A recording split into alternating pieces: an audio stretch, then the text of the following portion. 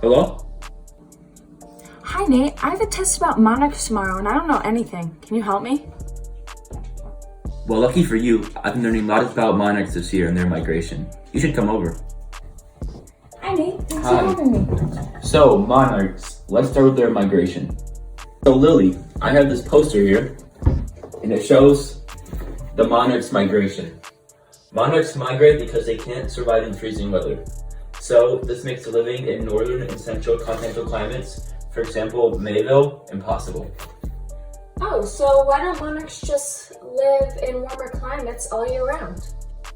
Well, they migrate back north because their larval food plants do not grow in their overwintering sites. So, they travel back to areas where the plants are plentiful. Interesting. Where do monarchs migrate to during the winter? Well, that depends on where they live. The monarchs who live west of the Rocky Mountains have to travel to Southern California.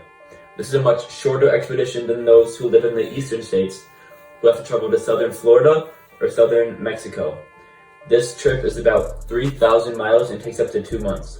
Wow, that's a long trip. How far do they travel each day?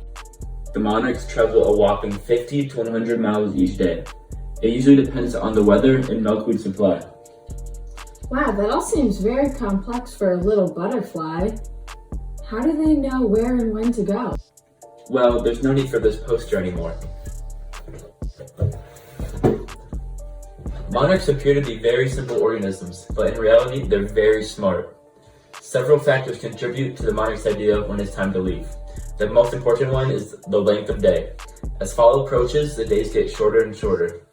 This lets the monarch know when it's time to go. Well, doesn't the weather have something to do with their migration? You're exactly right. Even though the temperature is relatively warm, late summer nights become noticeably cooler.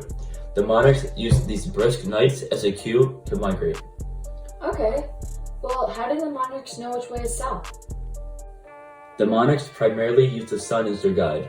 This method is called the sun compass. Here, the monarchs use the angle of the sun along the horizon in combination with their internal body clock to stay south. And don't they also use mountain ranges for landmarks during their trip? Correct. Wow, now I know all about monarch migration. Isn't there something with their generations? Yes, the monarchs are very astonishing due to their unique migrations. The monarchs have 4 migrations. Each migration produces a somewhat different butterfly. How are they different?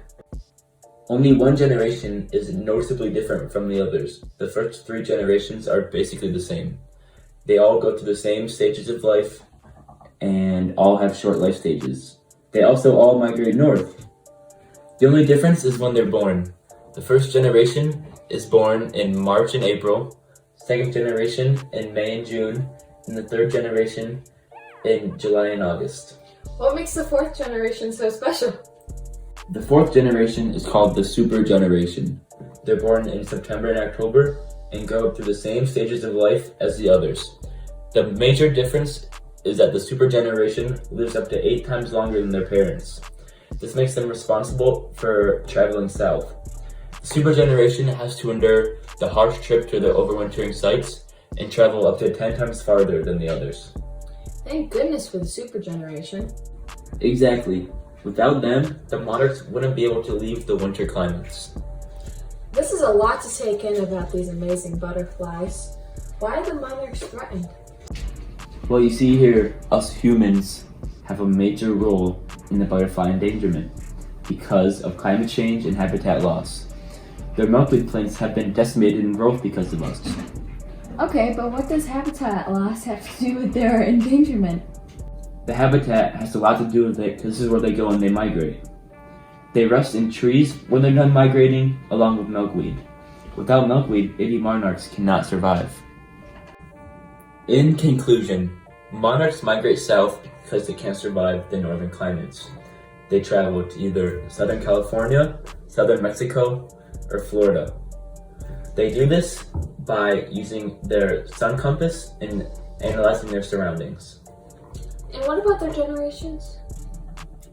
The monarch has 4 generations, and the 4th generation is responsible for traveling south. And finally, they're threatened by climate change and a loss of habitat. This makes their trip very difficult. It looks like you're ready.